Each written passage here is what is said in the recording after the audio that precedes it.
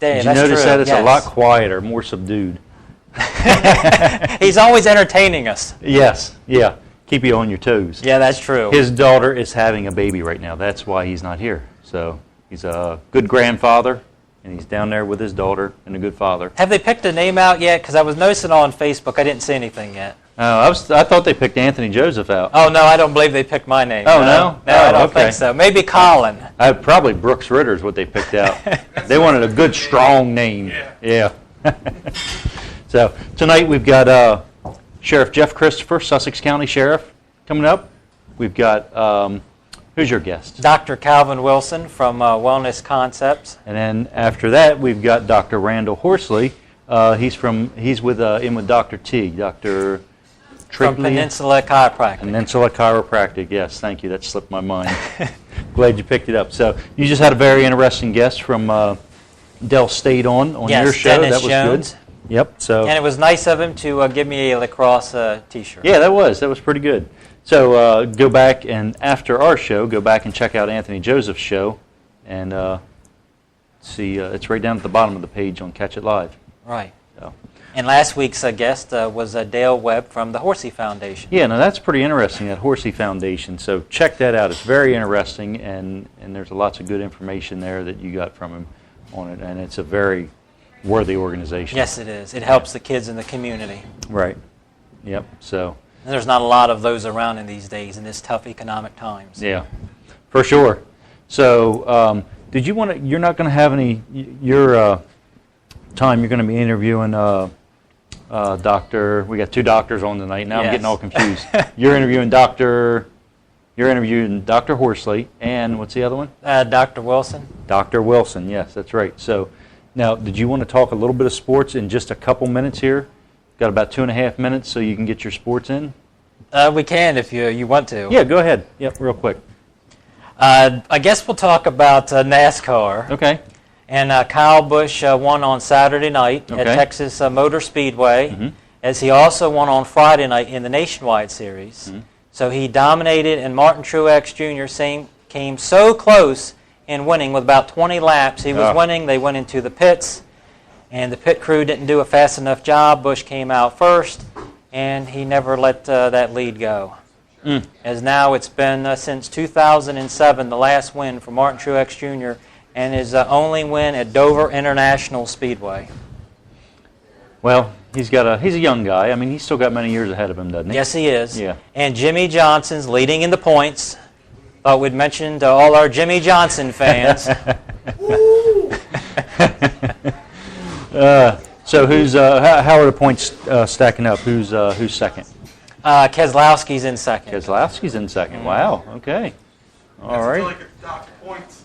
Until he gets docked points, Brooks is saying. What's that mean? He did have a tirade after the race, but at this point, from what I've been reading, they're not going to fine him. So I think he's going to be okay, but we'll have to see. As there was an inspection before the race, it slowed up the process as far as him wheeling the car out with the other cars, but he got it out in time. And Joey Logano, as I was watching the race, I didn't think he was going to make that first lap, but they hurried his car up there, as NASCAR before the race has to inspect each car, and after looking at it, they did not think that it was up to NASCAR standards. Wow. So they were having to make changes before the race, and they were just running out of time, and I did not think that Logano was going to run the first lap, but he did not start up front. He had to start all the way in the last position. That's the worst place to start from, isn't it? Yes. Okay, I thought so. See, I know that much about racing. So, okay. That was just kind of a tease. We're going to get you back on probably towards the end of the show and get some more sports in. We got a little time. We had a cancellation of a guest, so we'll get you some sports right at the end of the show. And we'll talk some NFL. Is coming up some Philadelphia Eagle news. It doesn't look like they're going with an offensive lineman, but I'm going to tell you who they're going to pick. That's coming up later in the show. All right, good. And is there going to be any baseball? We had opening day of baseball, but since the last time we've been here? Yes, we can talk Baltimore Orioles as they start a big series against Tampa tonight in Baltimore. Okay, sounds good. All right, well, we're going to take a break. We're going to be right back. We're going to have Sheriff Jeff Christopher. He's the first one up, and we're going to talk about everything that's going on with the Sussex County Sheriff's Office. And so stay tuned. We'll be back. Okay, let's get him mic'd up.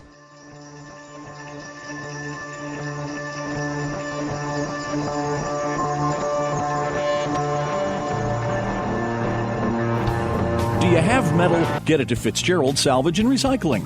Fitzgerald's pays you cash. Fitzgerald's will pick up your unwanted vehicles and will buy your car or lawnmower batteries. If it's made of metal, Fitzgerald's pays cash and recycles it, which helps the environment. Fitzgerald's will also pick up and deliver roll-off dumpsters, and they accept electronics too, including cell phones and computers. Fitzgerald's is local and family-owned since 1935. Go to fitzgeraldsonline.com or find us on Facebook. When owning an Echo product, you will discover it's about innovation, not limitation. Southern States in Milford has your complete line of Echo chainsaws, trimmers, and blowers. At Southern States in Milford, try the PB250 blower with a 2-stroke engine, a locking latch that keeps the tube securely connected, and a rotational control, which makes it easier to handle and reduce the stress on the operator's arm. Best of all, the power equipment is backed with a 5-year consumer warranty. Stop by Southern States in Milford at 7308 Williamsville Road or call 422-8066. Hey everybody, Jim Weller here from Weller's in Ellendale and Bridgeville, talking to you about this energy efficient eye heater. For only $177, you can get a heater that will heat 1,000 square feet on just pennies a day. So if you need some cheap heat, come on into Weller's in Ellendale or Bridgeville. Hey everybody, Jim Weller here from Weller's in Bridgeville and Ellendale, talking to you today about carports. We sell carports. They include delivery and setup right to your yard. You can get a 12 by 21 for as little as $695. Give us a call or come see us today. Hey, this is Colin Walls of Walls Service Center in downtown Milford, letting you know we do all types of auto repairs, including brakes, struts and shocks, tune-ups and timing belts, and we specialize in custom exhausts. We've been in this business since 1958, so we understand what our customers' needs are. So if you're looking for a new repair shop, come to the old repair shop, Walls Service Center, Front Street in downtown Milford.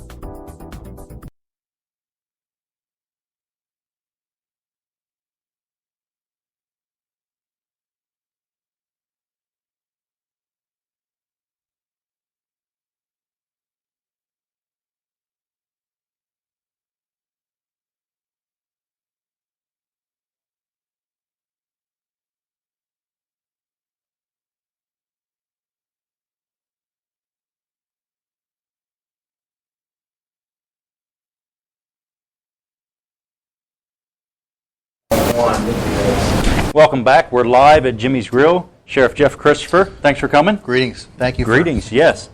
Okay, so maybe some of the people watching don't know, there's an ongoing battle between Sussex County Sheriff and Delaware Legislature and Sussex County Council.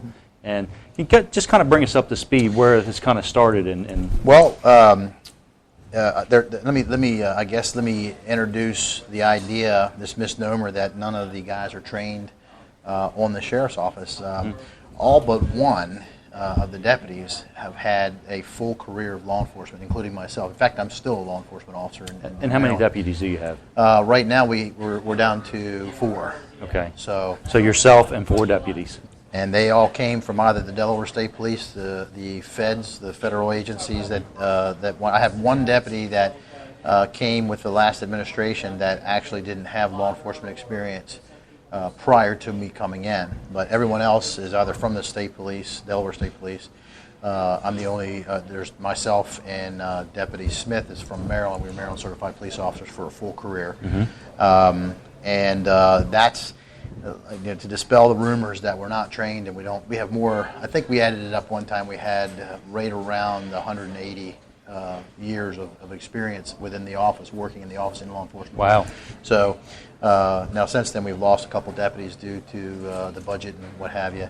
But there's some controversy in the office. Now when I became elected in 2010, I wanted to make the sheriff's office a full depending sheriff's office, whereas the people could depend on the sheriff to do certain things for them that are problematic in the county.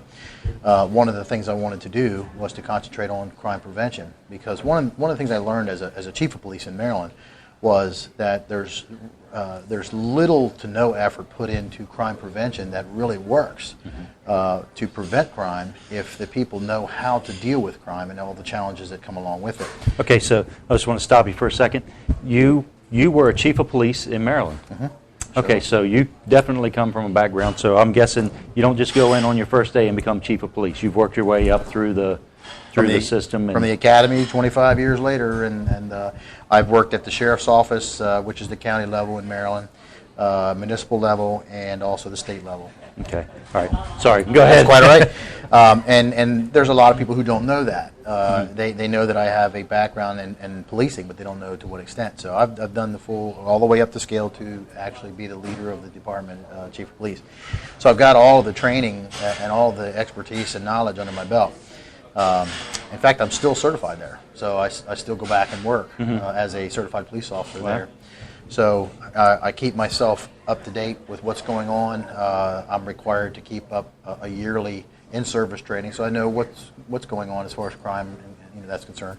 But crime prevention is one of the things that I had a forte in, and I can tell you that it works. When you are able to speak to people and talk to them about what they can do to avoid becoming a victim of crime, there's so much that it changes. For instance, the posture or somebody's walking across the parking lot at night, just by the way they handle themselves, body language, that sort of thing. Criminals will target that. And that's some valuable information that's not getting out there. And I think we can reduce crime with that. And that's what I wanted the sheriff's office over here to do, is be in touch with the people to get involved in it in that respect. Now, as far as the deputies, I asked not long ago for some certification and training with the deputies. I want them fully trained and certified to be able to handle a situation because they've come upon these things in the past. There was a report put out by the county council, a 64-page report, that basically said that my deputies didn't handle certain situations right, and I refute all that information because basically it was collected without my knowledge. It was presented to the legislature, and the legislature looked at this and said, what of this situation? And if we were to gather those persons involved of those allegations here today, they will tell you that everything that was put in those papers and that report is just simply not true. So why are they putting false information into it? That's a good question. What do they have to gain from it? I think ultimately it's about the control. The sheriff's office brings in millions of dollars in revenue to the county council each year. That's a known fact. We brought in a little over $4 million this year. In what way does the county bring revenue in, or the sheriff bring revenue in? Foreclosures mainly, civil process, the fees that are charged to the persons and or attorneys that are involved in the situations that have to go in and depend on the courts to be able to reach the clientele and persons involved in the adjudications, whether it be civil or criminal. We were involved with family court here recently, and we were told, or I was told by the county, that they're going to do everything they can to take that and usurp that responsibility from family court away from us. I wanted to know why, but I could figure it out. The reason they didn't want us involved in it is because it's a volatile situation when you're dealing with family violence. Everybody knows that domestics are one of the biggest problems in the country. When you're tasked by the court, by order, to go out and seize weapons, children, houses, when you take somebody's house away, especially in today's times, you're going to meet these kinds of resistance that can enrage people and basically, I guess, tag the passion of men and women. And when you get to that point, you need the training and expertise and certifications to be able to understand what's going on in the system and how to handle those things. And for anyone to say that it's not dangerous for a deputy sheriff to go out and serve a paper, all they have to do is go and look. We just had one killed, the sheriff himself, killed in Minion County, West Virginia, and he was simply basically sitting in his car. Now, he had problems with drug dealers in his county. In fact, I spoke to him weeks before this incident, and he told me that there's a lot of concerns that he has, and he wanted to do the crime prevention basically to educate the people within his county about what's going on right underneath of their noses with regard to the drug transactions that are happening. We have that same problem here. It was said a few years ago, even law enforcement personnel said that we don't have a gang problem. I read the paper not long ago where the chief in Dover said, not only do we have a gang presence, we have a gang problem. And when they were dealing with Dover and Salisbury, were dealing with the shootings, what have you, those are things that my deputies come upon each day in the performance of their duties, and I simply wanted them certified and trained. Well, there's no doubt that it's a dangerous job. We're going to hold it right here. We're going to take a break. When we come back, I want to talk a little bit about the lawsuit and just exactly what the problem with the Sussex County Council and the Delaware State Legislature, why they have a problem with this. So hold it right there. We'll be right back, and back with Sheriff Jeff Christopher.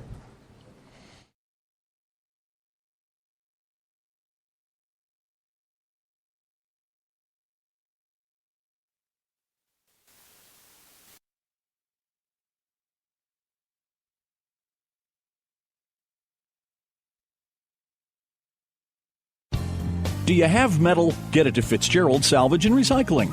Fitzgerald's pays you cash. Fitzgerald's will pick up your unwanted vehicles and will buy your car or lawnmower batteries. If it's made of metal, Fitzgerald's pays cash and recycles it, which helps the environment. Fitzgerald's will also pick up and deliver roll-off dumpsters, and they accept electronics too, including cell phones and computers.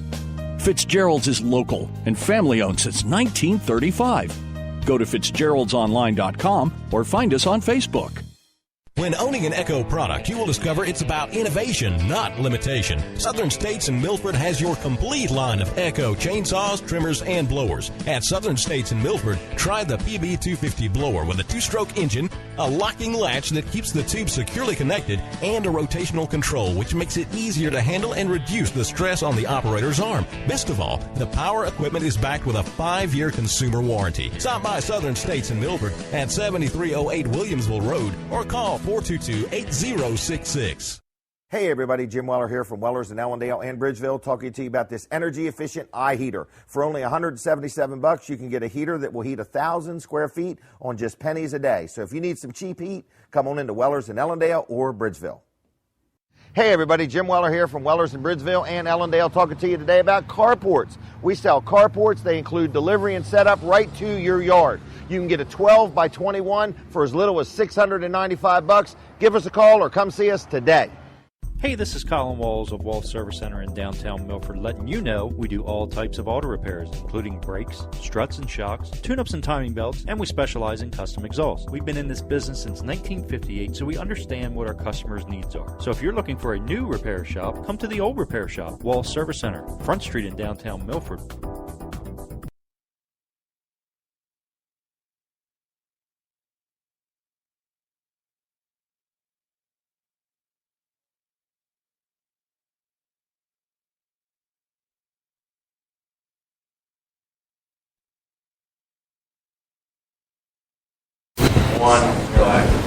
And we're back live at Jimmy's Grill. I guess Sheriff Jeff Christopher, Sussex County Sheriff. And we're talking a little bit about just the sheriff's duties and things you encounter as being the sheriff or the sheriff's deputy. But I want to get into the lawsuit you have going on. So who are you suing, pretty much? Let's start there. Well, we are suing the county council and the state of Delaware on many different aspects with regard to the law that they passed, HB 325, that we believe was wrong in so much as if you looked at, for instance, Title 11, and I'll use that example, where it describes the state police. And Title 11, Section 8302 says that the state police shall be the conservators of the peace throughout the state. And prior to 2007, that particular section said it actually said that the Delaware State Police shall be the conservators of the peace, and they shall have police powers like the sheriff, constables, and other police officers. When you look at the definition section, even up until HB 325 changed everything. They had to change 11, 12 titles in the Delaware Code in order to be able to get this law to pass. That tells you something right there, that they went after everything the sheriff was, maybe by tradition wasn't practicing, but when you tie your arm down to your body, it doesn't cease to become your arm. In fact, the people elect a sheriff to protect them. That's what a conservator of the peace does. In fact, that's why they describe the state police as conservators of the peace. When we looked at these things, we looked at throughout the title, and we looked across the country, we looked across the land. We sought to find the definition of conservator of the peace, because in Article 15 of the Delaware Constitution, it says that the sheriff is a conservator of the peace. Now, when they created that Constitution, there was no such thing as a state police. And it describes, in that section, it describes the Attorney General and the judges along with the sheriff. Now, if you think about that, that's a system of government.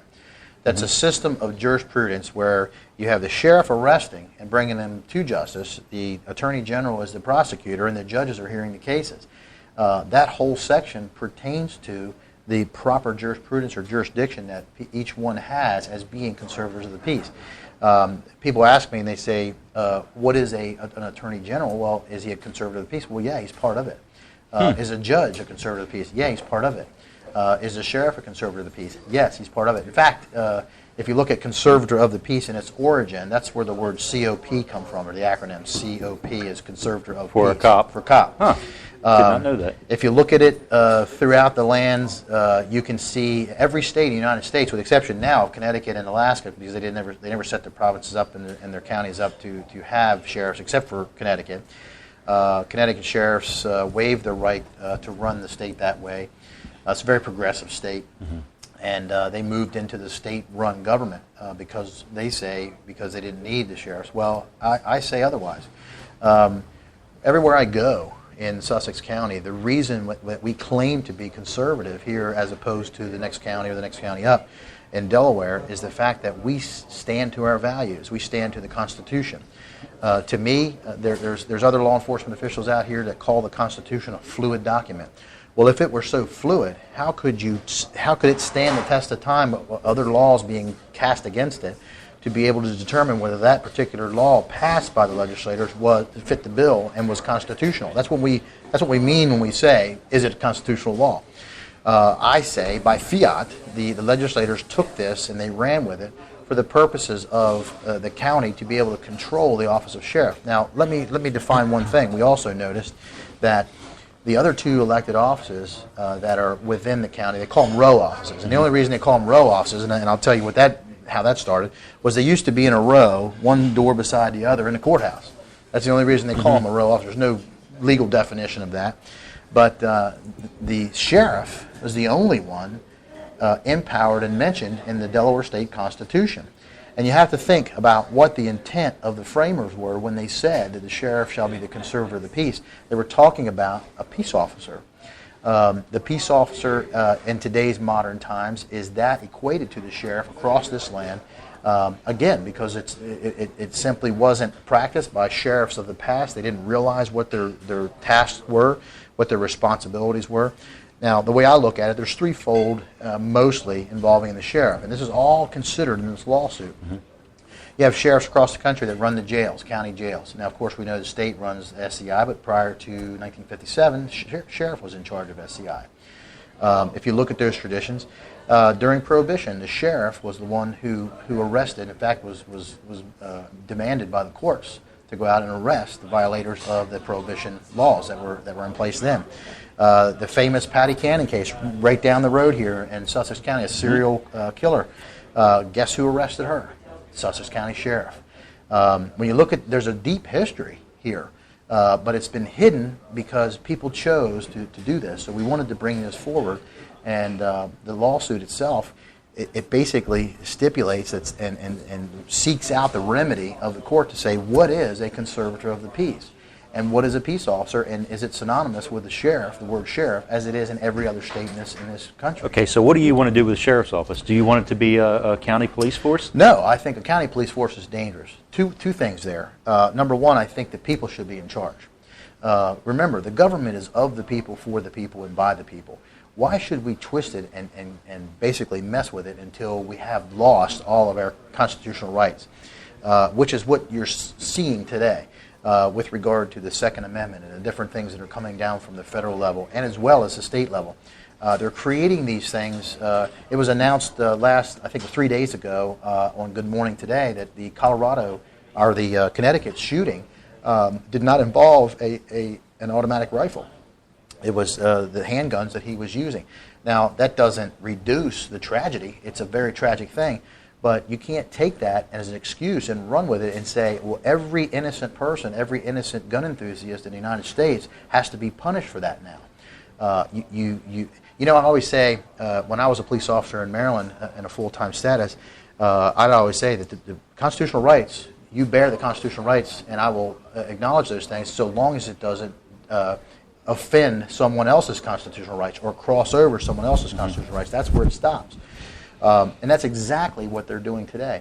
When you see the things the challenges that we face as individuals in this country, and let me tell you, when it comes to enforcing laws, guess where they're enforced?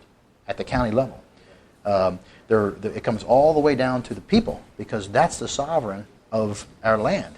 The government is supposed to be under the thumb of the people. That's what our founding fathers set it up to be. Of the people, for the people, by the people.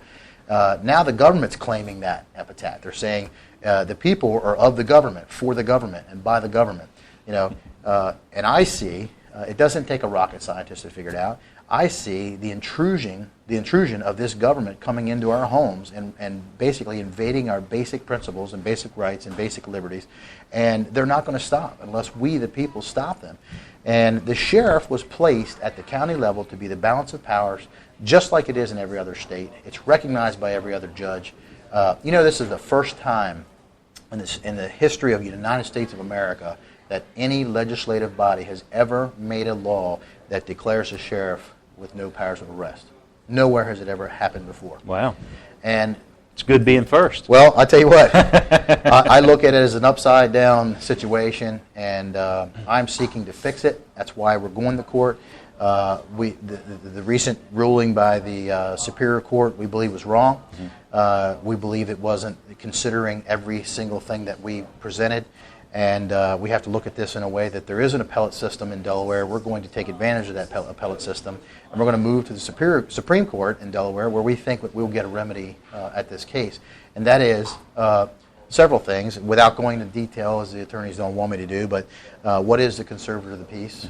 And is it synonymous with the word sheriff and the powers of arrest that everybody else looks at? You know, when they asked me to run for sheriff, many people were enticing me to do so. And I visited some 190 venues during my bid for sheriff during that year-long campaign. And every single place that I went, they said, what qualifies you to be the sheriff? And, of course, what were they looking for was my law enforcement experience. Now, isn't that ironic? They wanted a law enforcement experienced person to be in there. In fact, every sheriff that's been there for quite some time had law enforcement experience. And I was fortunate enough to talk to a sheriff, the oldest one that I could find in Sussex County, and that was Cap Jones, known as Cap Jones. And I spoke to him at length about this kind of thing and what the traditions were, and he said he arrested people all the time, was never challenged. So I had to ask myself the question, why is there such a takeover or a want to control the office of sheriff? And this is not about me. This is about the office of sheriff, because it's about the people. All right. Well, let's hold it right there. We're going to come back in a minute. I want to find out why you took this calls up, and just some of your detractors, what they say, and anxious to tell you. All right. We'll be right back with Sheriff Jeff Christopher.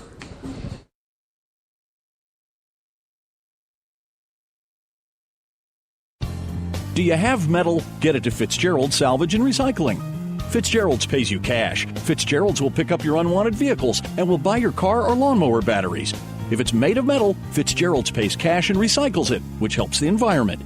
Fitzgerald's will also pick up and deliver roll-off dumpsters, and they accept electronics too, including cell phones and computers. Fitzgerald's is local and family-owned since 1935. Go to fitzgeraldsonline.com or find us on Facebook.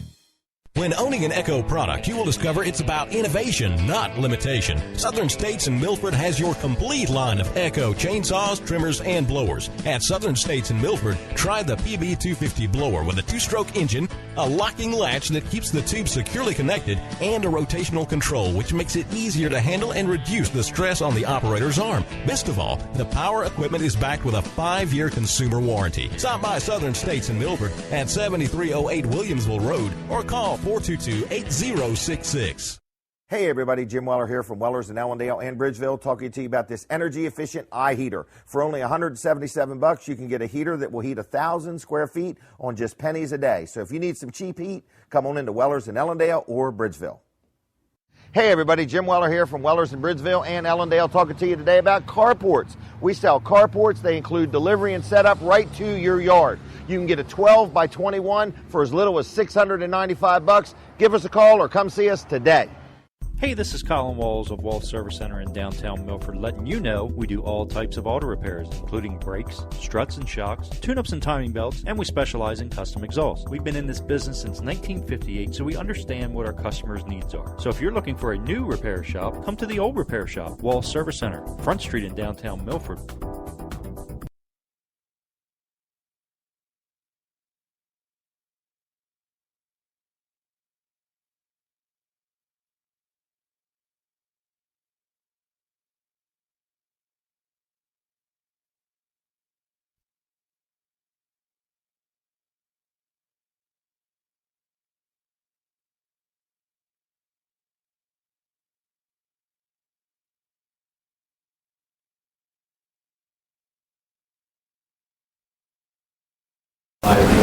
Welcome back to Jimmy's Grill. We're live here with Sheriff Jeff Christopher, and we're talking about the lawsuit and just kind of the traditional role of the sheriff in Delaware.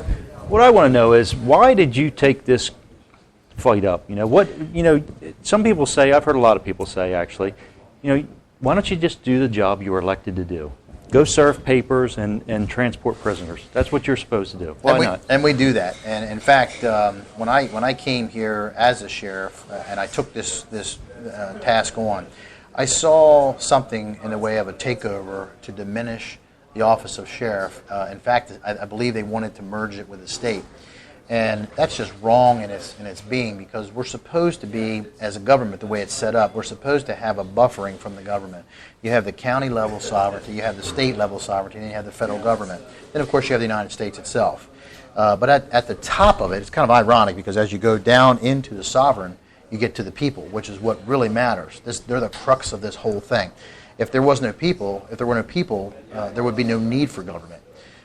Government, again, is supposed to be of the people, for the people, and by the people. And I said to you before that when any mandate that comes from any government comes down to the sovereign, so it goes through the feds, goes through the state, and goes down to the county, and even in the municipalities within the county, those are levels of sovereignty. And when I saw that those levels of sovereignty were being attacked on various stages, First Amendment, Second Amendment, Fourth Amendment, 14th Amendment, I started to say, what can I do to educate people so that they know that they have a right? That's why you elect a sheriff instead of appoint a sheriff. If the state were to take over this, then it would be an appointed position, and it would be nothing more than just another government level position that the state could do whatever they wanted with. It takes the voice of the people right out of it. We talked about, just to go off on a little tangent, about the core value system, or common core in the schools. Well, anything that gives more say-so to the federal government, and less say-so to the states, or less say-so to the counties, and the people that are raising their kids within their counties, the more tragic it is, because who in Washington, D.C. knows really how we want to raise our children in the traditional values of Sussex County? But when you see rights disappearing, when you see liberties going out the door, when you see all of the challenges that are being made, especially with this administration, and I'm not afraid to say it, I'll come right out and say it, it has started within the last 4 years. You started to see a diminishment of rights, a diminishment of liberties. People can't hang flags on their front porches anymore, especially veterans. I mean, if anything, we should give homage to these guys, because they've given the ultimate price. Graveyards are full of these guys that paid the price for us to be free in this land. The more we submit to these ridiculous mandates that are coming down, whether it's in the schools, whether it's on the sidewalk. I mean, I heard one last year that it was set out in a phrase, and it said, it was in Colorado, and they said, this is a no free speech zone, and this is a free speech zone. We're standing on the same sidewalk, but it was in front of a certain segment of stores, and this is a no free speech zone. And I was like, wait a minute. This is public property, right? And they said, yeah. And I said, well, how can it be a no free speech zone? It doesn't make any sense. things like that. We're tolerating it because, for the lack of knowledge, we will dissent. If we don't educate ourselves about the Constitution and about what our rights are and about what the role of a sheriff is, it's not about the power of the sheriff. It's about the ability of the sheriff to go out and protect his people from these tyrannical movements. Same thing as the Second Amendment. When you look at the Second Amendment, everybody knows that you might as well not beat around the bush. Let's go right to the core of this thing. The Founding Fathers said that you shall be armed because of the tyranny, not to go hunting. Hunting is just part of its survival, and of course it's part of the hobby and part of the things that we like to do as hunters. But I can tell you this: Founding Fathers did not design the Second Amendment for hunting purposes. It's there because of the tyranny. What was it designed for? Tyranny. If we ever have to take the government back? If we ever have to take the government back to express our freedoms and our rights at the core center of the sovereignty, which is right in the counties. It's right down here where I'm talking about. Why is a sheriff elected? The sheriff's elected to serve the people, and all you got to do is go right across that county line over there and ask that sheriff, what is your role as a sheriff? He'll say, my role as a sheriff is to protect the people of this county from criminal activity and also from any kind of infringement on the government that says we're going to take away your rights or Second Amendment rights or First Amendment rights. It's incumbent upon him as a sheriff to protect those people and say, no, it's not going to be enforced here. And if I may, I'll tell you about Colorado. Yeah. Colorado has an association of sheriffs that have stood up and now have filed suit against their own legislators who by fiat have introduced a bill that says that Secret Service can come in. If the sheriffs don't enforce these laws, the Secret Services are granted police powers. Now, Secret Service was never intended to be the police, especially in the county. In 1994, Sheriff Richard Mack sued the Clinton administration over the Brady bill. They had federal agents that come into Graham County, Arizona, right next to Joe Arpaio, which is Maricopa County, Arizona, and they said, you're going to enforce these aspects of the Brady bill. And he said, no, I'm not going to do that because it's an infringement upon the rights of, and he's following his constitutional oath. He swore to protect that oath. Just as I did, just as every sheriff does, just as every chief of police does, and it's their responsibility. That's why I said it's incumbent upon them when they take that office to defend. Now, do a lot of sheriffs understand it? No. It's an educational process. It is a process that goes on because we've forgotten it. We've forgotten a lot of the aspects, just like the general public has forgotten a lot of the process of what we have in the way of rights that say, no, you can't do this. That's what you're seeing in the controversial cloud of the society right now. But a sheriff's job in Colorado is to protect the citizens. And when they come when the legislator makes a bill that says we'll get the Secret Service to do it and we'll arrest the sheriffs who don't enforce these unconstitutional laws, where are the people there? The people basically become enslaved to the federal government. And it's just that simple. And that's exactly why my role as a sheriff, I'm no different from the Colorado sheriff. I have the same exact, the oath of office is the same. I swear to uphold the Constitution. And what this does to me, when they created House Bill 325, it put me in a situation where now I've got to choose between the people and the law because they've made it that way. They've created that way. It's a hostile work environment, if you will. Now I've got to determine whether I'm going to keep my oath of office and defend the Constitution or obey a state law that's unconstitutional. So it's very difficult for anyone that's in this situation to say, well, what do I do? Well, I can tell you right now, my side is on the people. I will defend the rights of the people and stand before whatever tyranny that comes down, just like my father did and when he fought in World War II. So if you win the lawsuit, you say you win this lawsuit, where do you see the sheriff's office? What does the sheriff's office look like in Sussex County if you win? Well, first of all, we will continue to do just what we're doing. Second of all, if we see something within our presence that takes place, such as a crime in our presence, the county wants us to turn our heads to those things. If anyone out here says that crime is going down, it's a naive statement. It's a naive understanding of what's really out there.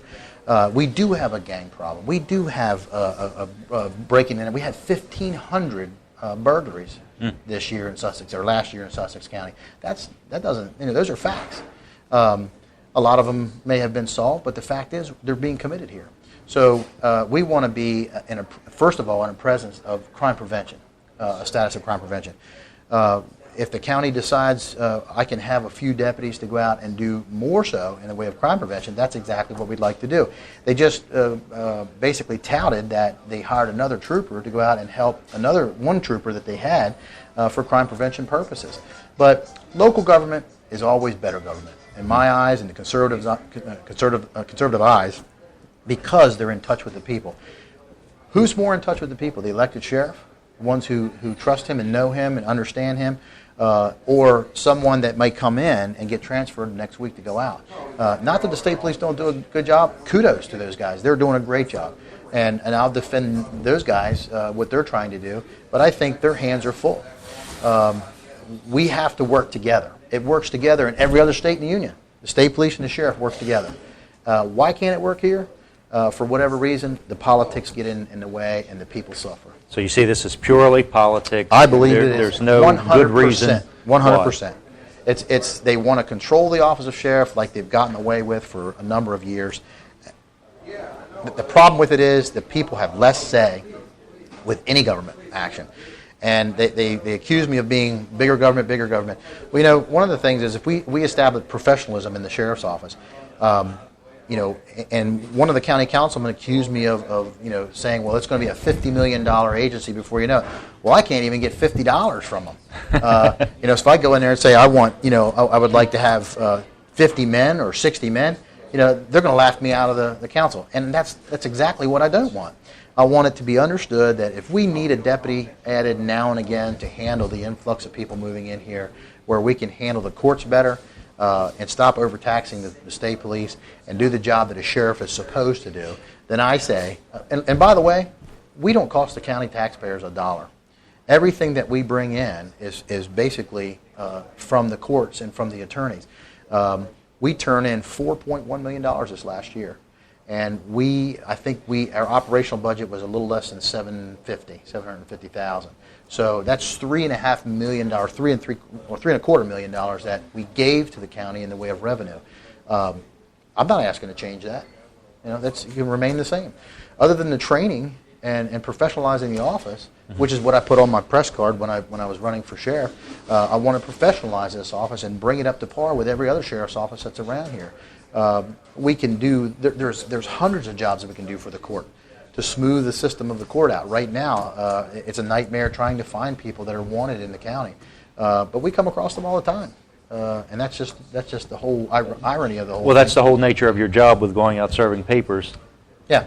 Well, the question was posed to me by a citizen here in Greenwood right after my neighbor was shot to death. He and his wife out on Route 16. Wow. They said, what if you were out there serving papers for the court and you come across a wanted person and you don't do anything about apprehending that person? If I call the state police, I might have to wait the amount of time for them to get there. What power do I have to detain them? Because they're saying I don't have the power. Whereas I could pick them up and bring them into Georgetown and drop them off the court, let them be handled by the court for that, basically affect the warrant itself. Now, it's ironic, too, because the court, the paper, the document that comes out of the court, to this day says, to any sheriff, constable, or police officer, you are hereby commanded to execute this warrant. So I know what this is. I know exactly what this is. This is a turnover, complete flip upside down of logic.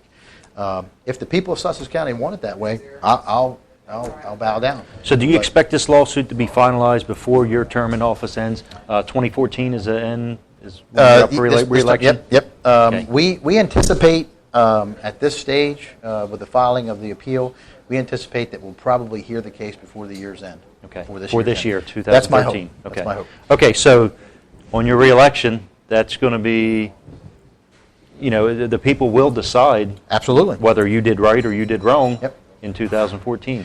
If the people, this is the thing, if the people understand instead of this propaganda that's being put out there by the county council and by other members of the government that are out there and certain supporters that they have, if they believe that the sheriff is going to cost them $50 million, then call me up and ask me. I'll give you the facts. I'll give you the truth. I'm not here to, listen, I'm a small farmer over here. I don't want my taxes being raised for whatever reason. I understand. I get it. I get the lower taxes. I understand that. So consequently, I don't want a county police force that's controlled by the government. I think it should be controlled by the people. If we professionalize the office of the sheriff and put a real strong, good foundation and basis in the office of sheriff, then the people get to decide whether they want to add to it or not. And that might take 5 years, 10 years, 20 years, 25 years, whatever it might be, but it's the people's choice. Well, we got about 30 seconds left, so what's the best way to get in touch with you if somebody does have a question? They can contact me through Sheriff Jeff Christopher on Facebook anytime they want, pose a question. They can email me. My email is J. Christopher. My first name's initial J, last name Christopher, just like Christopher Columbus, and it's at SussexCountyDE.gov. SussexCountyDE.gov. And they can pose any question they would like. I'll certainly come to them face to face and explain it to them exactly what it is. Any person that detracts what I'm trying to do, ask them. Explain what you're talking about, because instead of just buying into the story, ask them the facts about it, and you'll find out that it's not exactly what they think it is. You have a website or anything like that? We go off of, right now we're building the website. It's under construction, but CSPOA is one place, CSPOA.org. That's Constitutional Sheriffs and Peace Officers Association. They can go there and learn more information about the constitutional sheriff and his role. We also have the Institute on the Constitution. It's called the American View. They can go to theamericanview.com and the Institute on the Constitution.org. And that is an organization that also defines the role of the sheriff in the way that it's supposed to be defined. Okay. And, of course, National Sheriffs. National Sheriffs Association will tell you what the role of the sheriff is. If you go there, that's NSA.com. They'll tell you .org rather, and they'll tell you exactly what it's about. All right. Well, Sheriff Jeff Christopher, Sussex County Sheriff. Thank you. Thanks for coming. We appreciate it. Coming right back, Anthony Joseph will be back with his special guest, so stay tuned. Thank you.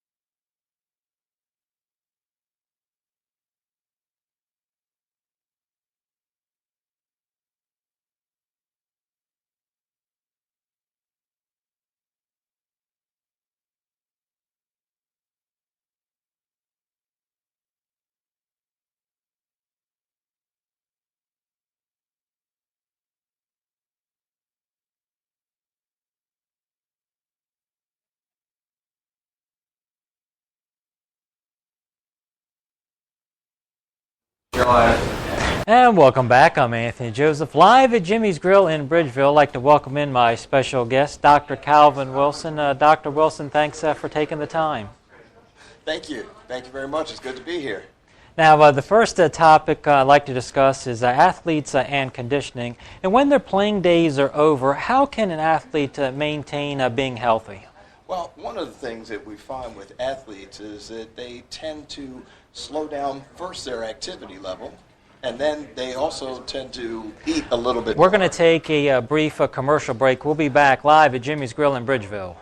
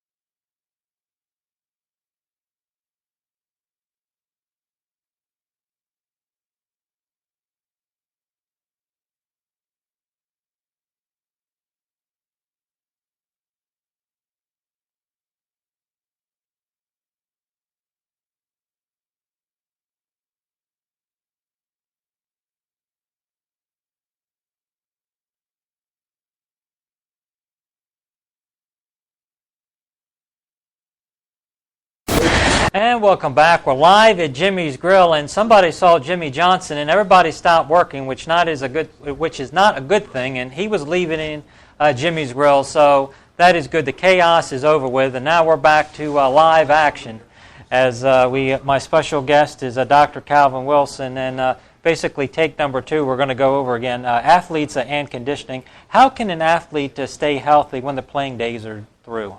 Well, it's all a matter of their activity level and their nutrition. Athletes, when they're actively training, can take in a huge number of calories and keep fairly lean, keep their muscle mass up, keep their fat levels down. But a lot of athletes, when the playing days are over, the eating days continue and the exercising days stop. So it's just a simple matter of cutting back, making smarter choices on the things that they eat, maintaining the level of exercise that their body has become accustomed to, or even a little bit less. And it's very easy for an athlete to stay in shape. Typically, when they are an athlete and they are practicing and performing, what are they typically eating? Well, it varies from sport to sport because every sport has different requirements. Some may require you to have more sugar in your system, those fast burst sports. Some sports, like a marathon runner, for instance, may want to have more fat because the sugar supplies won't last that long.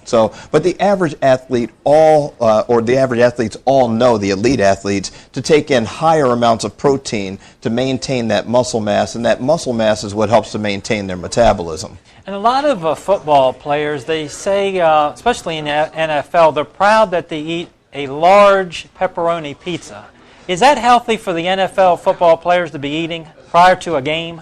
Well, it's got its pluses and minuses. As it comes to snacks, it's not one of the worst that's out there, but the fact is that pizza is going to have a large number of carbs in there, and when an athlete is training day to day, they're going to deplete those carbs in their body. So by having something like a pizza, they can refill those muscle stores that gives them the energy to play on game day. Now, for example, an offensive lineman, we'll use it's going to be the rookie Eric Fisher from Central Michigan. He's 6'7". What should he eat to stay healthy? Well, because you have to stay big as an offensive lineman. Exactly, and that is really a matter of calories. But typically, an athlete's going to take in 30 to 40% protein is what we would recommend with the athletes that we've worked with. Probably 40% carbs, and you want the rest to be in healthy fats. Now, besides NFL players saying that they like pizza, a lot of these athletes, they like to fill their craving with ice cream. Do you recommend that on a daily basis? Well, no, I definitely don't recommend that on a daily basis. A calorie is not a calorie. Your body processes meats differently than it does ice cream. It processes vegetables different than it does candy. And you want to still eat as healthy as you possibly can. And while the calories are important, how those calories are made up is much more important. Now, the athletes, does it seem like there's more of a risk when their playing days are over and they're not exercising a lot? Does it seem like they're more prone to a heart attack or some kind of disease than when they were actually exercising back in their playing days? Oh, absolutely. One, the level of activity is really decreased, but realize for anybody trying to maintain a healthy weight or a healthy composition, the exercise portion of it is anywhere from 10 to maybe 20%.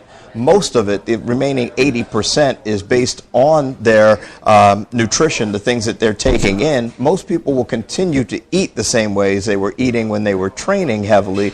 And so what you see is athletes, just like other adults, gaining weight over time. And when they gain weight and lose the advantage of the heavy training they were doing, they're at the same risk for things like heart disease and diabetes, stroke, and sleep apnea. And we often hear about athletes dying young, dying in their 50s because of disorders like this. What can they do to prevent that? Well, it's all a matter, again, of eating right and exercising. Optimal health is based on nutrition, exercise, body chemistry, which is hormonal, and supplementation. The body chemistry portion of it can be manipulated a lot by the things that a person takes in, which can control their insulin level, or a level of another hormone known as cortisol, which is based on stress levels. But a lot of it can be just controlled by proper eating, and when that doesn't work, sometimes it does take the intervention of a physician.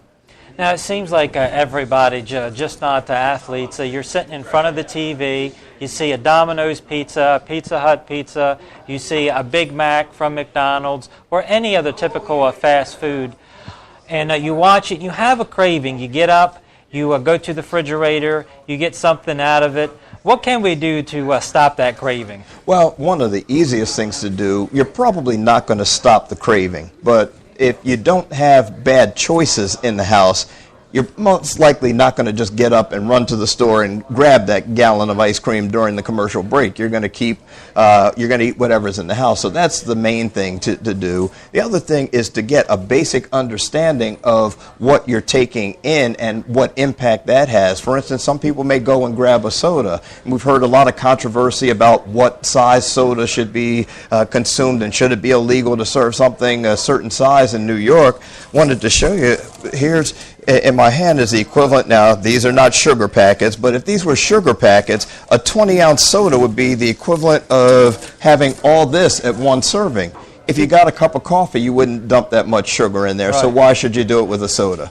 And it seems like if all you're drinking is sugar, that's not good for the body. Oh, it's not. Sugar creates some very negative changes in the body. It increases the level of a hormone called insulin. Insulin is good to control your blood sugar, but the way it does it is by pushing that sugar into fat storage and then shutting off your body's ability to burn fat. So it's storing more fat, cutting off fat burning, which means you gain more fat, which makes you more resistant to insulin, which makes your insulin levels go higher, which makes you store more fat and shuts off more fat burning, which makes you more resistant to insulin, and in the long run, you end up pushing yourself into serious medical disease. So, for example, if somebody's drinking 3 soft drinks a day, is it more likely that they will get diabetes in their future? Oh, absolutely. Now, you can't make it that cut and dry, but that is a phenomenal amount of sugar to be taking in on a daily basis. And if we look what's going on in the state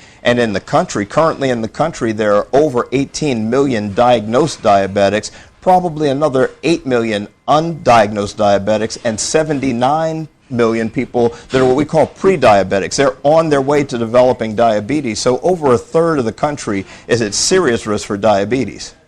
Now, with a diabetic, they people like fruit, and there's a lot of sugar in fruit. So what do you recommend for a diabetic? Well, that's something that depends on the type of diabetic that they are and how sensitive they are. The vast majority of diabetics in this country can be diet controlled, and that's just simply avoiding things like the sugary drinks, avoiding juices. Whole fruits may not be as bad with certain types of fruits because the fiber in them slows the absorption of the sugar into the system. But things like breads, pastas, and certainly the desserts and other sugary foods should be avoided. So fish and chicken would probably be recommended? Fish and chicken are good. Those are great protein sources. And, of course, you want to have those more baked and broiled and poached than fried. Now, how much water should we consume daily? That's an excellent question. Actually, optimal intake is about 1/2 an ounce to maybe 2/3 of an ounce per pound of body weight. So if there's a 200-pound individual, they should be drinking at least 100 ounces a day. Now, the problem that we have is that a person doesn't get thirsty until they're at least 2% dehydrated, but the body starts to work not as well before that. Your brain starts to get foggy, your muscles don't work as well, so you have to make a conscious effort to drink throughout the day to get that water intake up. Most Americans are chronically dehydrated. A lot of people just don't like water. What about some of this flavor water that you see? Well, some of the flavored waters are good. You have to watch the ingredients to make sure there's nothing toxic in there. There are little things known as twist tubes that you can put into water as well to make sure that it just has a little flavor, or sometimes just a little bit of a sweetener like stevia and the juice of a lemon, just to give it a little bit of a different taste. And we find that most people do well. Also, if people sip, they tend to take in more water without really knowing it. So just getting a big cup with a straw in there, usually you'll be able to increase a person's water intake very easily. So if somebody just drinks flavored water, that's not a healthy way to go? Well, it's not a healthy way to go. It's not the healthiest way to go, but it's a lot better than if they're taking in, say, sodas or juices. That's a much better option for them. We have to take a commercial break. More to come as we're live at Jimmy's Grill in Bridgeville.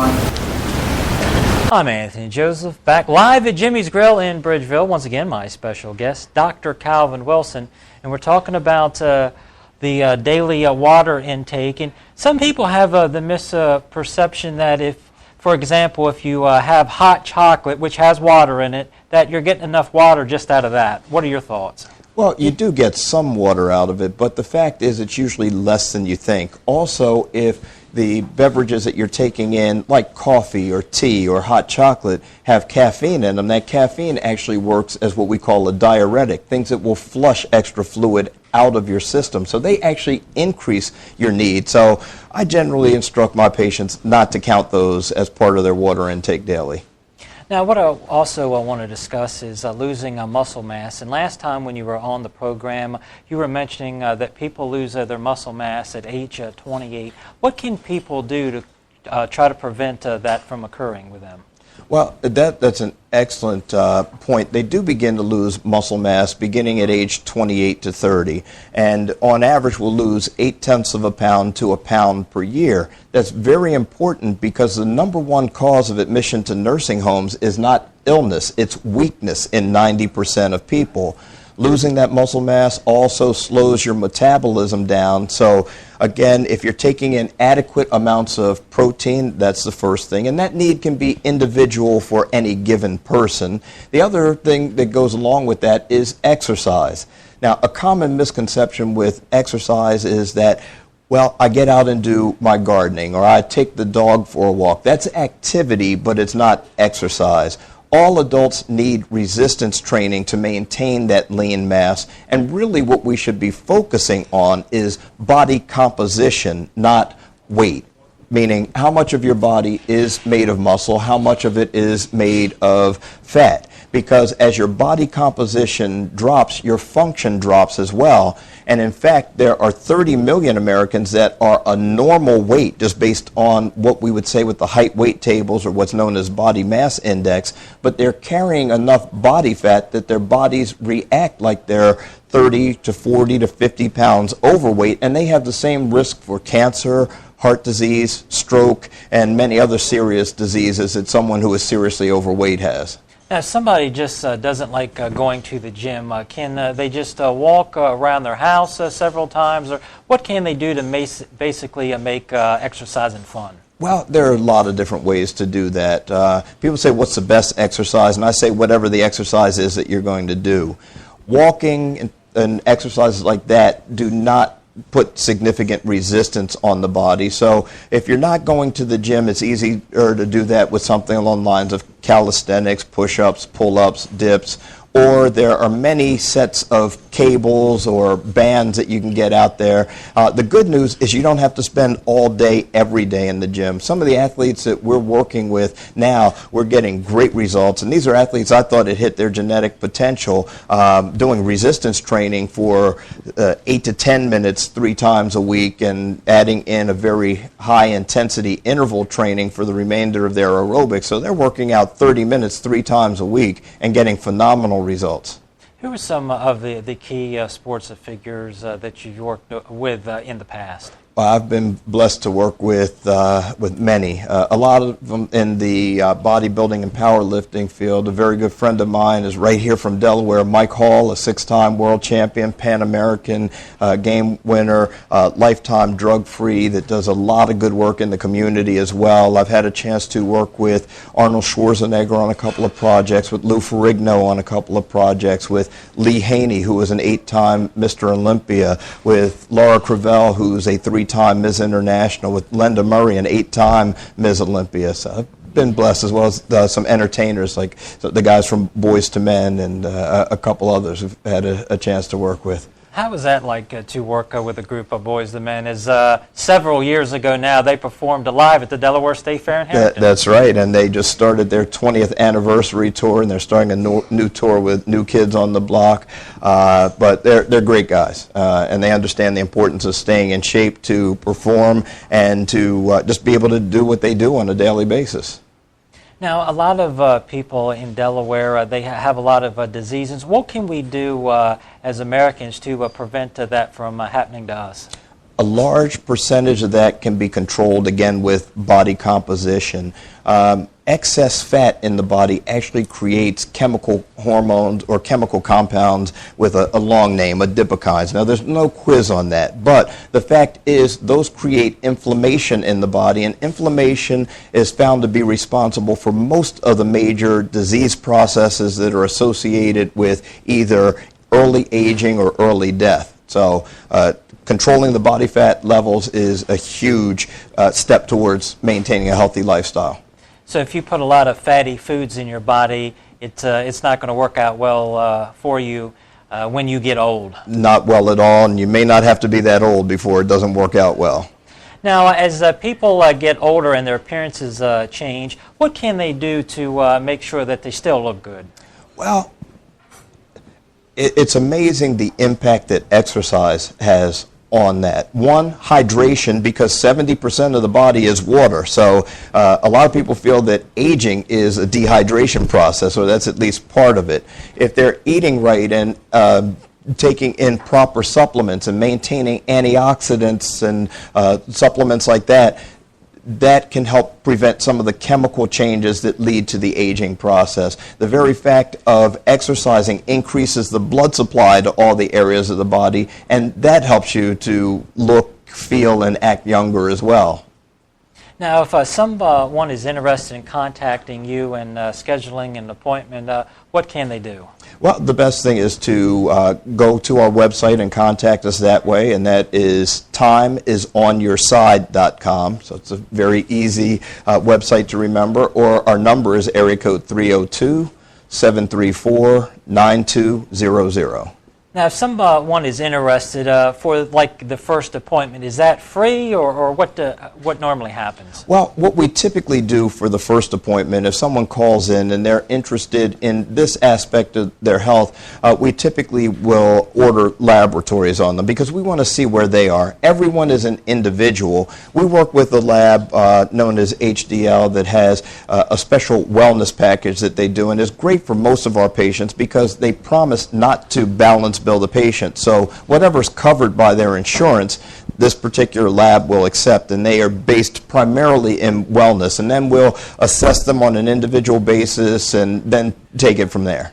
Now, your office is located in Dover, but you also have seminars for the people also. Absolutely. We have seminars at our main office, which is in Dover, but we also have not just seminars, but we see people in the Lewis area at Bling Salon and Spa, and at in Middletown at Reese Chiropractic. So we see patients in all three counties. And you have a lot of expertise, as you went to Duke and also Pittsburgh University. They Yes. are two prestigious universities. Absolutely. Absolutely. Dr. Wilson, we're out of time. Is there anything you'd like to mention? No, I just appreciate the opportunity to be on your show today, and want people to understand the large impact that they can have in taking control of their health and taking control of their lives. And once again, how can people reach you? Your website? The website is timeisonyourside.com, and the number is 302-734-9200. And thanks, Dr. Wilson, for Thank you. taking the time. Really appreciate it. Been a pleasure. My special guest has been Dr. Calvin Wilson. More to come as we're live at Jimmy's Grill in Bridgeville.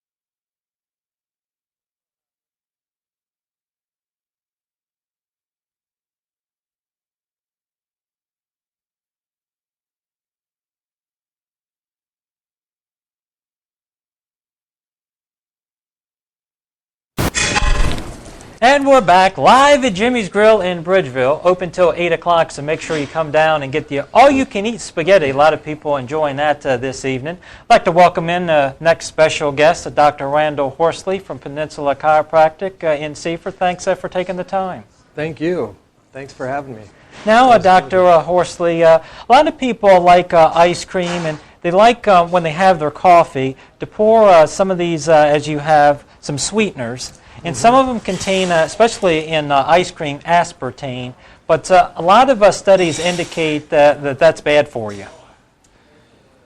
Yes, it's not just bad for you, but it actually has been linked to some things that are quite surprising. Now, you have some sweetener on the table. Just to kind of go in detail why these things are bad for you.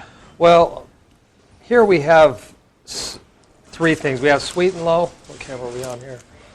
Sweet and low, equal, and splendid. These are probably one of the three most common used in sweetening our foods, other than sugar. And you know, diabetes is a huge problem here, Anthony. It's just America has an incredibly high number of diabetes going on, and so people are relating that with too much sugar, and what they'll do is they'll convert to an artificial sweetener because of that. And back in the 70s, where artificial sweeteners came from was there was a pharmaceutical company in Chicago, Searle, S-E-A-R-L-E, the CEO of which was Donald Rumsfeld, actually. Little trivia fact for everybody. But this was quite a while back. But one of the researchers there actually stumbled across some amino acid research that he was doing, and he happened to have aspartic acid and a phenylalanine that he put together, and I think he had a cold is what the legend says, but he went to kind of wipe his nose and kind of licked the residue of those two proteins. Mm-hmm. And together, they were an extremely sweet taste. And he just, wow. If we can have amino acids, which is protein, to those of you out there that may have heard of amino acid is simply protein. So your chicken will have a lot of amino acids in it.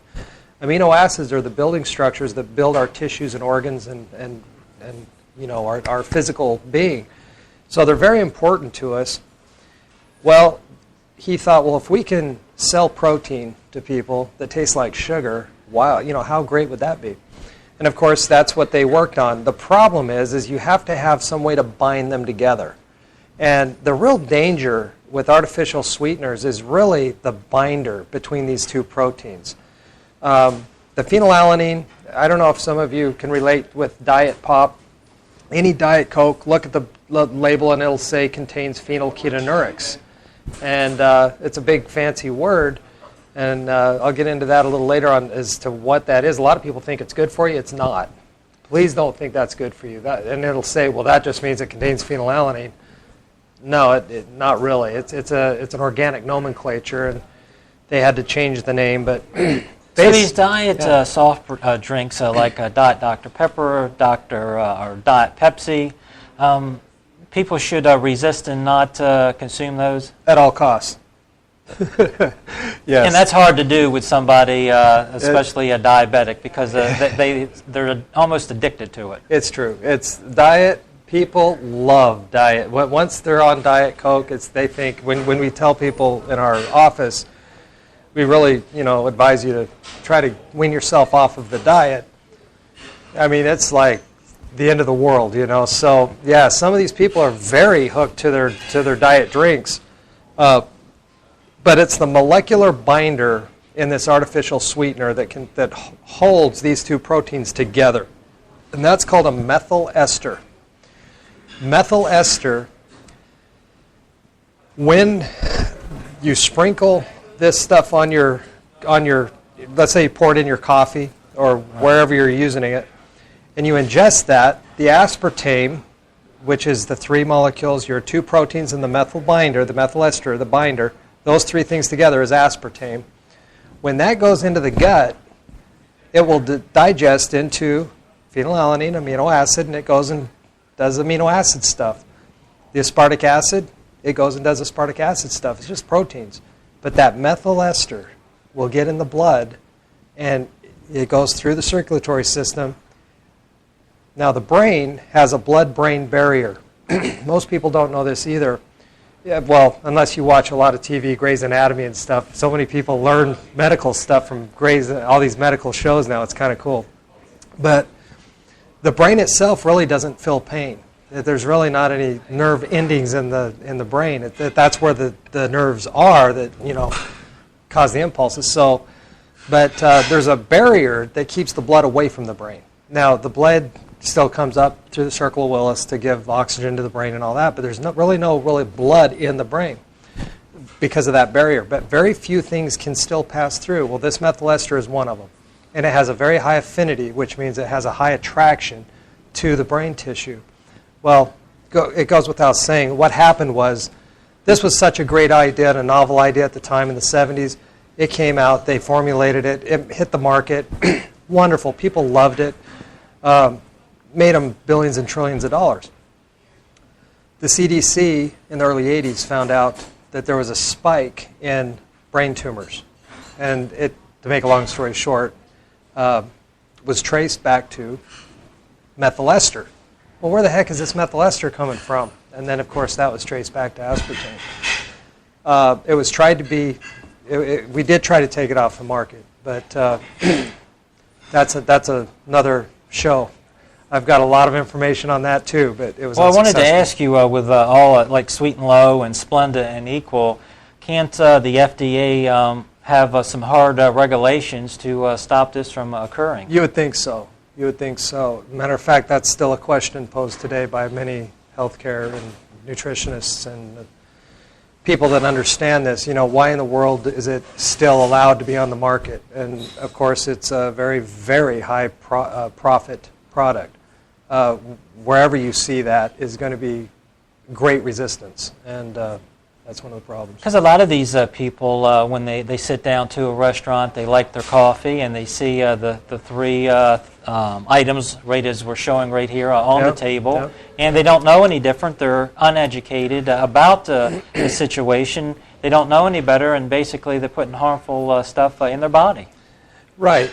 Sweet and Low, this is one of the first ones that have been around. This Sweet and Low has been around for so long that people started becoming savvy to, this isn't that great. People started kind of noticing of course, they shut down the media on this as fast as they could, but it did get out there a little bit, and so the manufacturers kind of panicked a little bit. What happened was they created something equal to aspartame without using the name, which is where Equal actually came from.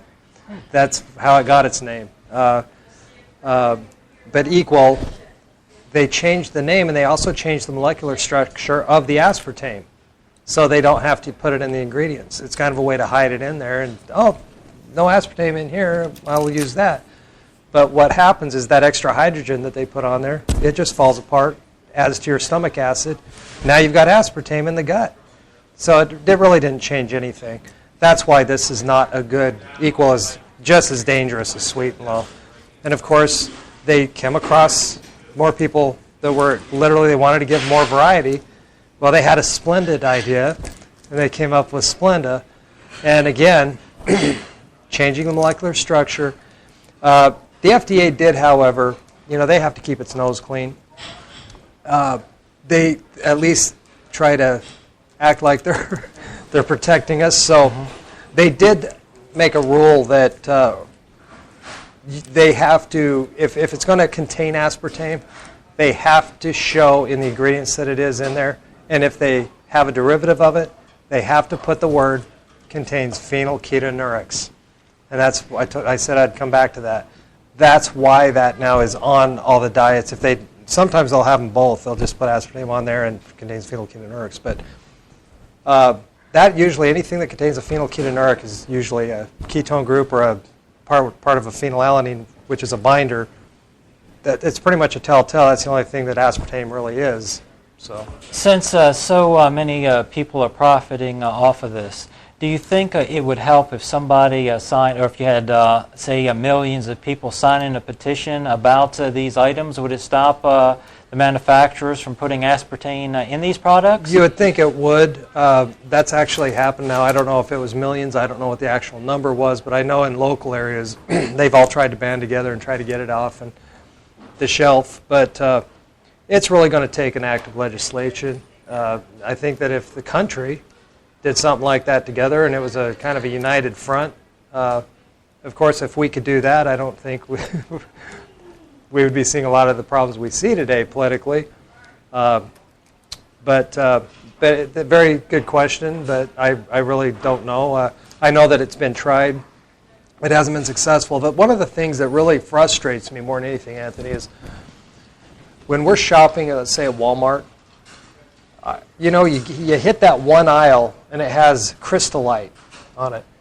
The best thing to do that we can do right now until we can take this off the shelf somehow is to educate people as to what to stay away from. And one of the foods out there that's very common is a drink powder called Crystal Light lemonade.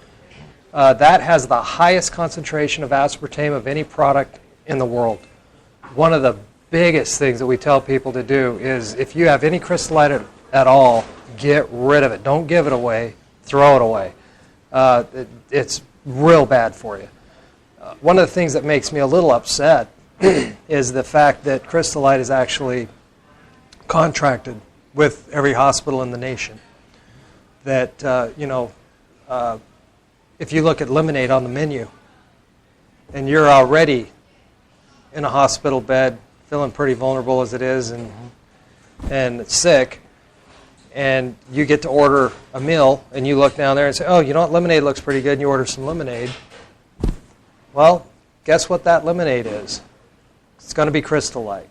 Guess what's in Crystal Light?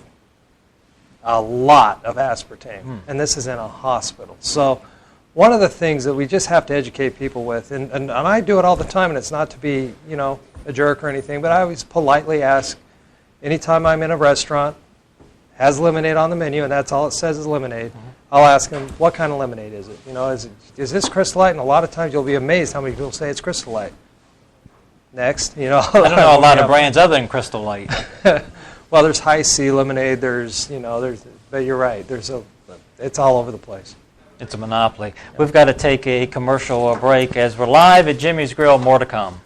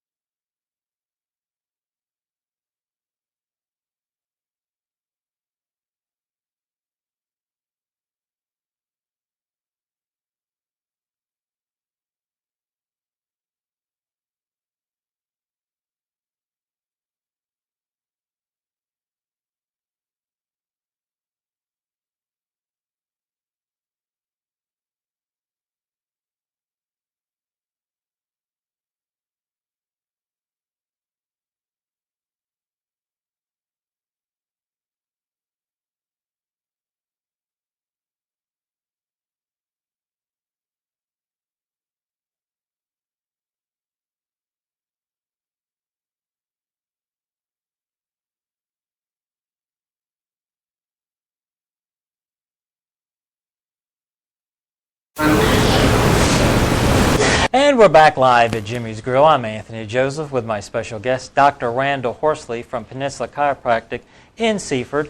And now, Dr. Horsley, I'd like to talk about people that experience neck or back pain in their 50s or 60s. Does a detox, does that help improve their kind of their feeling? Is that a good stepping stone? It really is. Detox for anybody above 12 is pretty good. Depending on the detox kit, there's so many detoxes out there to this day that most people hear detox and the first thing that they think about is, I better have a bathroom really close by, because it's kind of like more of a gut cleanse.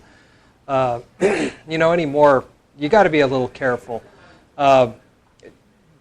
Make sure you're getting a good actual purification formula and not just some laxative mixed with some vitamins with a fancy label on it that's sold as a detox kit. A lot of people are making a lot of money now because it's such a hot item. But yes, with a legitimate detoxification protocol, what you're doing is clearing out toxins, which America is full of right now, really to a great extent, and it does get in the way of healing. So when you detox somebody with any kind of pain, really, or that need to heal anything, then you're just moving that along. It's a great stepping stone. Do you recommend a detox for a lot of people that want to start becoming healthy? Absolutely. Now, I don't recommend detox for everybody, but only it's rare that we come across people that it's contraindicated to put on a detox program. Excuse me. It's far and few between to find somebody that's like that. But for the most part, most people are. It's very, very safe. It's usually under a doctor's supervision. I know in our practice we make sure that the detox formulas are. I would like everybody to start out on that, and I tell them with our nutritional therapy program that if you're going to start that program, that you always start with a purification. However, what if somebody is really taking great care of themselves? Well, there's a toxicity questionnaire that we have them fill out that's extremely specific, and then there's a scoring grid that we put on that. And if they score above a certain point, then you need it. This is going to do you good. If they score below that, we'll tell them to save their money and put that into the rest of the nutritional therapy or whatever they want to put it into. But we don't just put everybody that comes through the door through the door on it.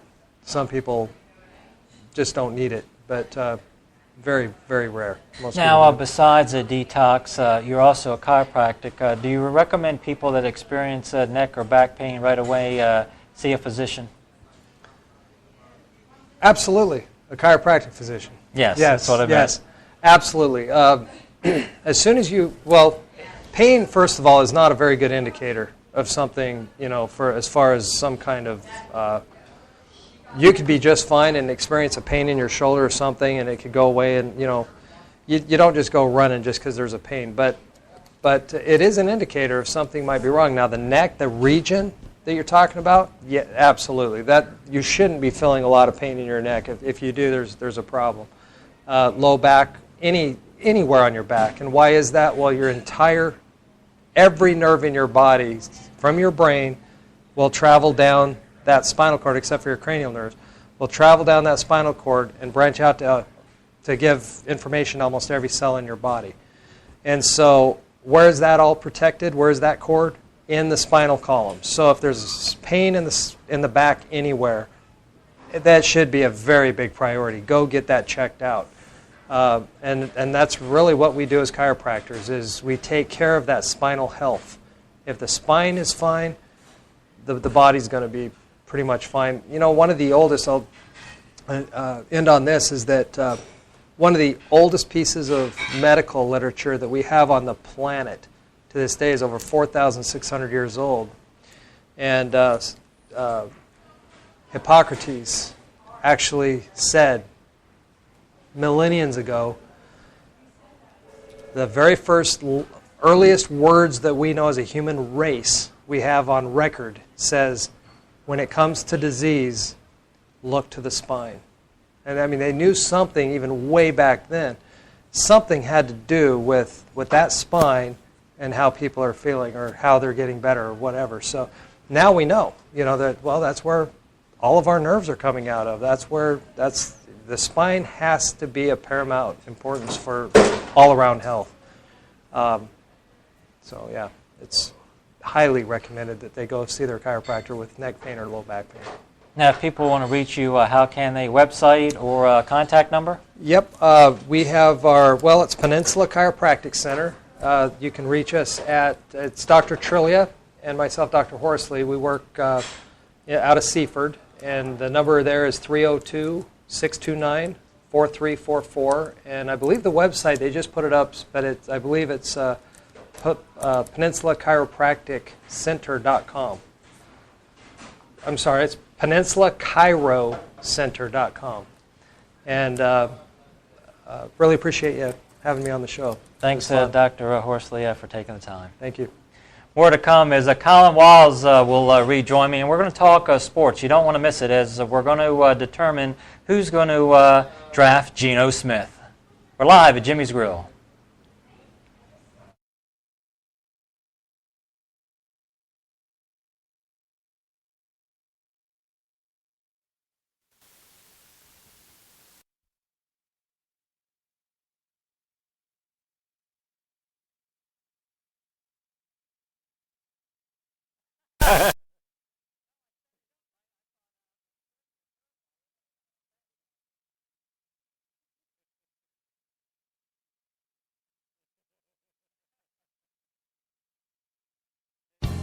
Do you have metal? Get it to Fitzgerald Salvage and Recycling. Fitzgerald's pays you cash. Fitzgerald's will pick up your unwanted vehicles and will buy your car or lawnmower batteries. If it's made of metal, Fitzgerald's pays cash and recycles it, which helps the environment. Fitzgerald's will also pick up and deliver roll-off dumpsters, and they accept electronics too, including cell phones and computers.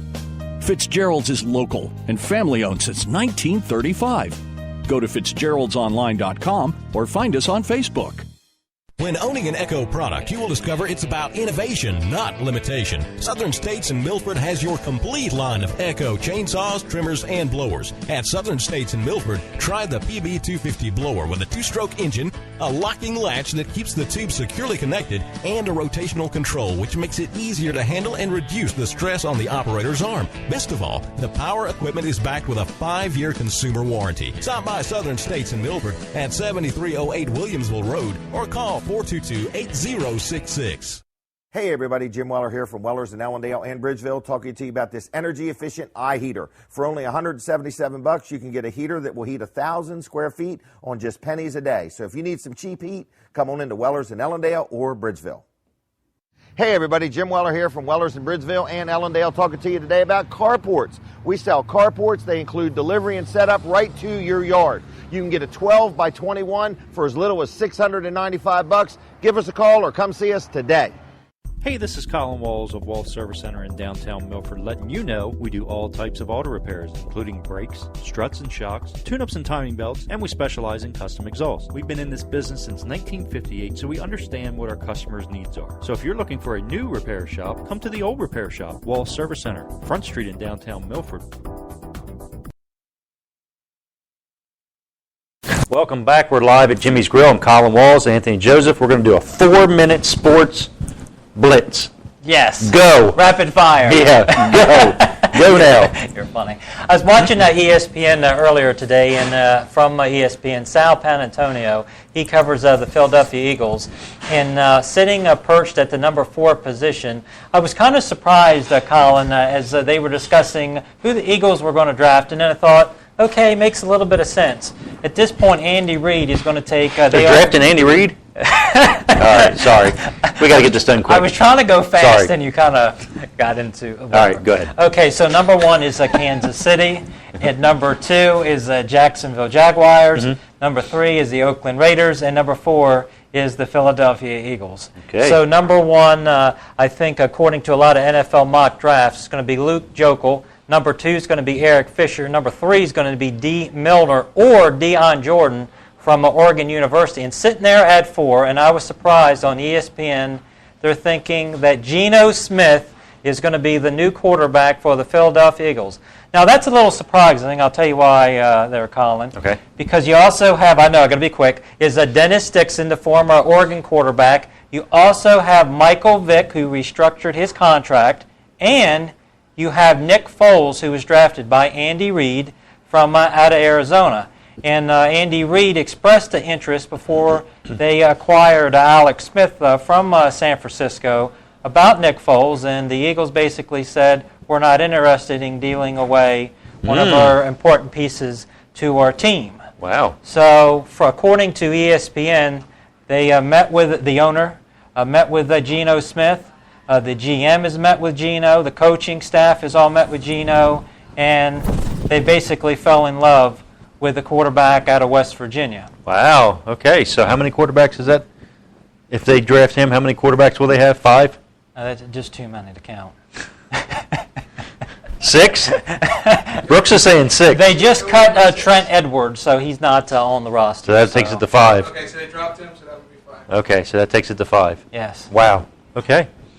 Well, they ought to be all right if they got somebody to throw it to. They definitely need some targets, and we'll have to. Maybe that's see. what Michael Vick will do. Convert No, the they're wide not going receiver. to convert him to a wide receiver. Okay. No, he's Running been a back? quarterback all the way back out of Virginia Tech days when I was watching him play Florida State in the championship game in Louisiana, and he was running all night long. Didn't throw it much, but no, they're not going to convert him. He's a little too old for that. But I thought that was very interesting that the Eagles are high on Geno Smith when a lot of experts don't think he's going to be a franchise quarterback, as we'll just have to see. But if the offensive linemen are off the board, that's their big need. I guess they feel... Well, that's why I thought they were drafting Andy Reid, who's offensive lineman. No, they could use him. I don't think his footwork's that fast. You don't think so? No, I think you'd have He a could lot just of stand size. there and they could run into him. Well, I don't know. He won't be eating cheesesteaks this year. I don't know what he'll eat in Kansas City. Kansas City. Ribs. Oh, okay. Yeah. Okay. Yeah, barbecue ribs in Kansas City. I guess you've been there. Oh, yeah, I have. Yep. Went to a barbecue place there. Wasn't very good. Our barbecue's better back here. Okay. I don't know what Andy Reid will do then. I don't know. He might like it. Oh, okay. He looks like he doesn't turn much food away. I know I'm starting to look like that too, but anyway, we are out of time, Anthony. I'm sorry. I hope you got everything in you wanted to get in. That's fine. right. One last thing. Go Orioles as they have a big game against Tampa Bay. All right, well, go Phillies as they have a game against somebody else too. That's not Tampa Bay or the Orioles. You're fine. So, all right, we'll be back here Friday morning for the Dan Gaffney Show live. Tune in about 5 o'clock. We usually get set up about 5 o'clock. Dan goes live with his show at 5:30, but you can tune in a little bit early and watch me and Jim and Dan just sitting around and kind of talking, and we talk about our week usually with each other, and it's just fun. So Dan's usually over there making some kind of jokes or something on the mic, so you can hear him. So tune in early. And Jim will have a lot to say about the new grandbaby. Oh, yes, he will. That's right. That's right. Congratulations, Kim and Mike Hurd. Jim's daughter and son-in-law just had a baby tonight. I don't want to go any further because I don't know all the details, so we're just going to say congratulations, baby girl, and is that it? Okay, that's as far as we'll go right now. So congratulations, Kim and Mike and Jim and Denise. So we'll be back here Friday morning, Anthony. We'll see you later. Have a good week. We're out.